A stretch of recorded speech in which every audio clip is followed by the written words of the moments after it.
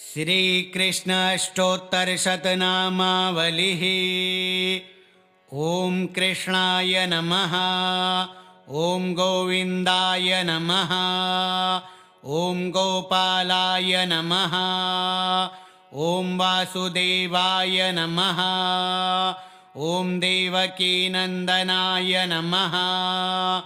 ॐ यशोदानन्दनाय नमः। ॐ नन्दलालाय नमः। ॐ दामोदराय नमः। ॐ माधवाय नमः। ॐ केशवाय नमः। ॐ मुरारये नमः। ॐ जनार्दनाय नमः। ॐ ऋषिकेशाय नमः। ॐ अच्युताय नमः। ॐ अनन्ताय नमः। ॐ पुरुषोत्तमाय नमः। ॐ मुकुन्दाय नमः। ॐ नारायणाय नमः। ॐ विष्णवे नमः। ॐ हरये नमः। ॐ श्रीपतये नमः। ॐ लक्ष्मीपतये नमः। ॐ चक्रपाणये नमः।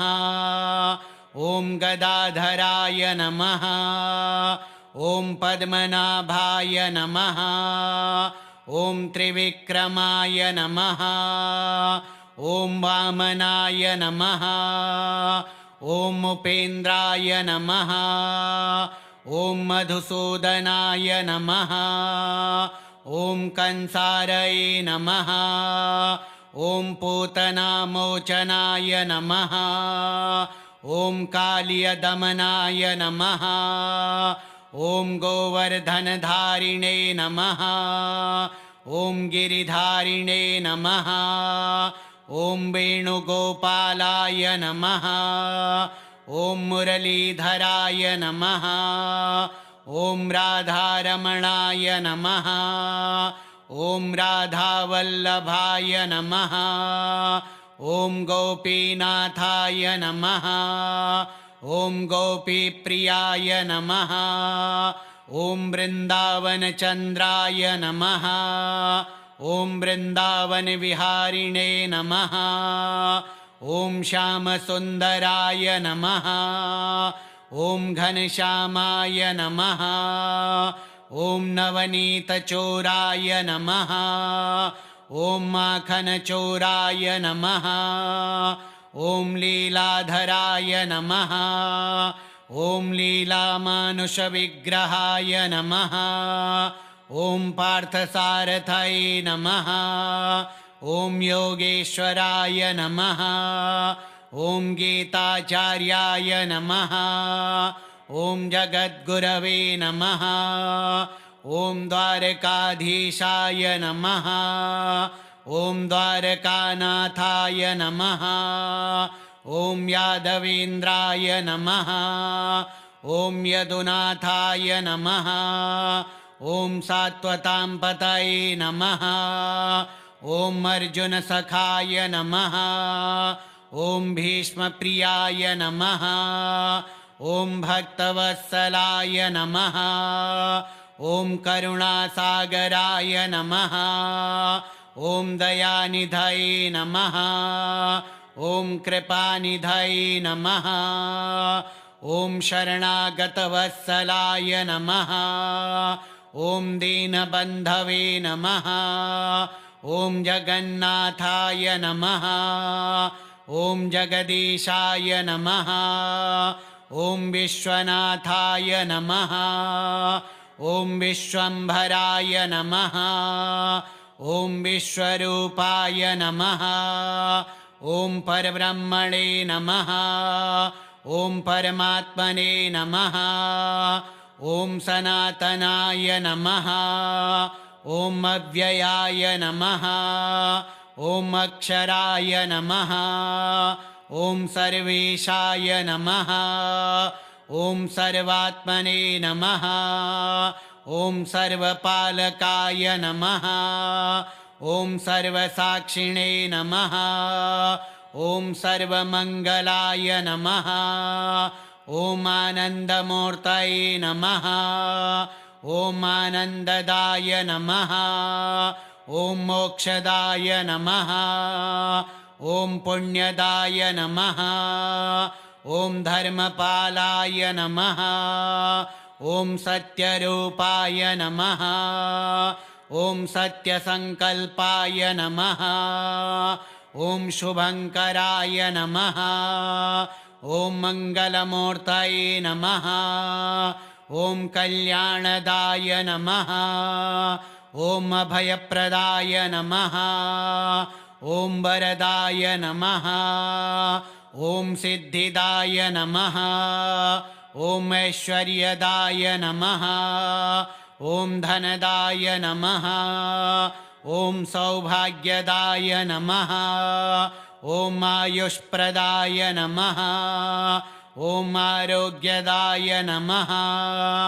ॐ ज्ञानप्रदाय नमः ॐ बुद्धिप्रदाय नमः ॐ प्रेममयाय नमः ॐ योगिनां पतये नमः ॐ लोकनाथाय नमः ॐ त्रैलोक्यनाथाय नमः ॐ भक्ताभीष्टप्रदाय नमः ॐ श्रीधराय नमः ॐ नन्दकिशोराय नमः ॐ श्रीकृष्णचन्द्राय नमः ॐ कृष्णाय नमः ॐ गोविन्दाय नमः ॐ गोपालाय नमः ॐ वासुदेवाय नमः ॐ देवकीनन्दनाय नमः ॐ यशोदानन्दनाय नमः ॐ नन्दलालाय नमः ॐ दामोदराय नमः ॐ माधवाय नमः ॐ केशवाय नमः ॐ मुरारये नमः ॐ जनार्दनाय नमः ॐ ऋषिकेशाय नमः ॐ अच्युताय नमः ॐ अनन्ताय नमः ॐ पुरुषोत्तमाय नमः ॐ मुकुन्दाय नमः ॐ नारायणाय नमः ॐ विष्णवे नमः ॐ हरये नमः ॐ श्रीपतये नमः ॐ लक्ष्मीपतये नमः ॐ चक्रपाणये नमः ॐ गदाधराय नमः ॐ पद्मनाभाय नमः ॐ त्रिविक्रमाय नमः ॐ वामनाय नमः ॐ उपेन्द्राय नमः ॐ मधुसूदनाय नमः ॐ कंसारये नमः ॐ पूतनामोचनाय नमः ॐ कालियदमनाय नमः ॐ गोवर्धनधारिणे नमः ॐ गिरिधारिणे नमः ॐ वेणुगोपालाय नमः ॐ मुरलीधराय नमः ॐ राधारमणाय नमः ॐ राधावल्लभाय नमः ॐ गोपीनाथाय नमः ॐ गोपीप्रियाय नमः ॐ वृन्दावनचन्द्राय नमः ॐ वृन्दावनविहारिणे नमः ॐ श्यामसुन्दराय नमः ॐ घनश्यामाय नमः ॐ नवनीतचोराय नमः ॐ माखनचोराय नमः ॐ लीलाधराय नमः ॐ लीलामानुषविग्रहाय नमः ॐ पार्थसारथये नमः ॐ योगेश्वराय नमः ॐ गीताचार्याय नमः ॐ जगद्गुरवे नमः ॐ द्वारकाधीशाय नमः ॐ द्वारकानाथाय नमः ॐ यादवेन्द्राय नमः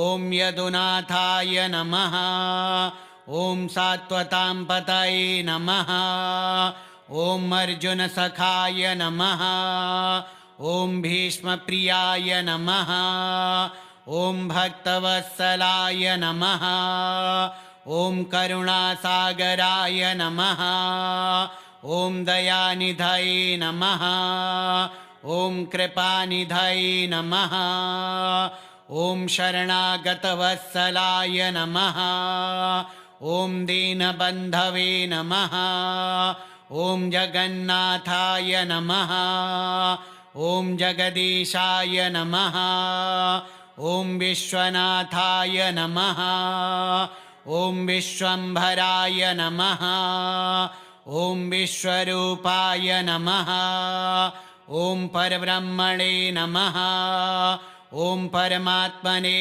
नमः ॐ सनातनाय नमः ॐ अव्ययाय नमः ॐ अक्षराय नमः ॐ सर्वेशाय नमः ॐ सर्वात्मने नमः ॐ सर्वपालकाय नमः ॐ सर्वसाक्षिणे नमः ॐ सर्वमङ्गलाय नमः ॐ आनन्दमूर्तये नमः ॐ आनन्ददाय नमः ॐ मोक्षदाय नमः ॐ पुण्यदाय नमः ॐ धर्मपालाय नमः ॐ सत्यरूपाय नमः ॐ सत्यसङ्कल्पाय नमः ॐ शुभङ्कराय नमः ॐ मङ्गलमूर्तये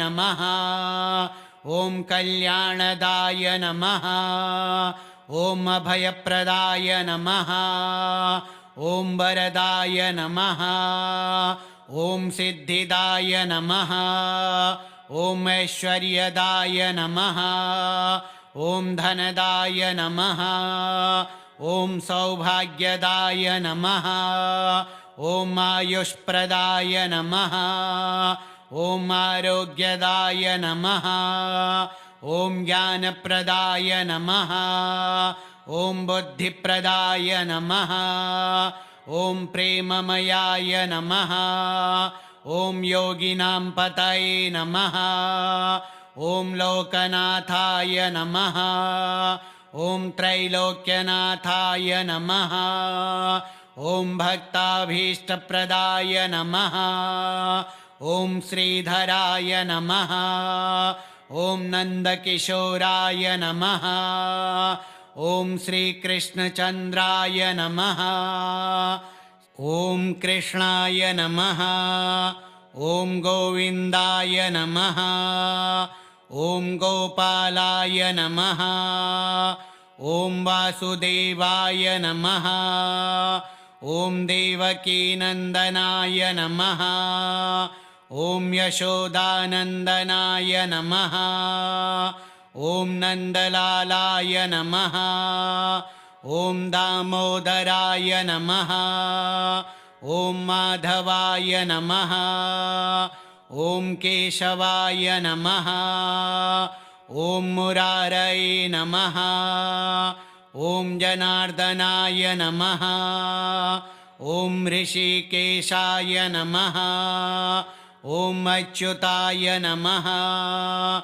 ॐ अनन्ताय नमः ॐ पुरुषोत्तमाय नमः ॐ मुकुन्दाय नमः ॐ नारायणाय नमः ॐ विष्णवे नमः ॐ हरये नमः ॐ श्रीपतये नमः ॐ लक्ष्मीपतये नमः ॐ चक्रपाणये नमः ॐ गदाधराय नमः ॐ पद्मनाभाय नमः ॐ त्रिविक्रमाय नमः ॐ वामनाय नमः ॐ उपेन्द्राय नमः ॐ मधुसूदनाय नमः ॐ कंसारये नमः ॐ पूतनामोचनाय नमः